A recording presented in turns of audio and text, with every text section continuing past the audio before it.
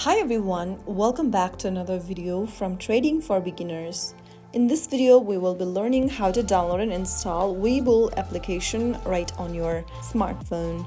So let's get started. First of all, unlock your mobile device and then make sure that your device is connected to a stable internet. And once you are, go ahead and open up your Google Play Store or App Store.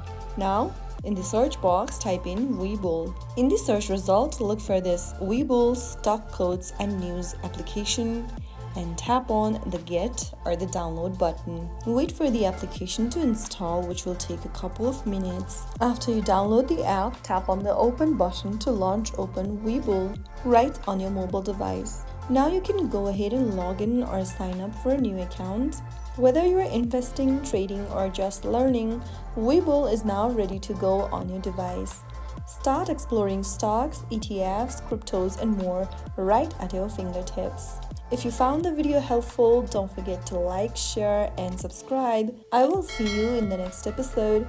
Thank you for watching.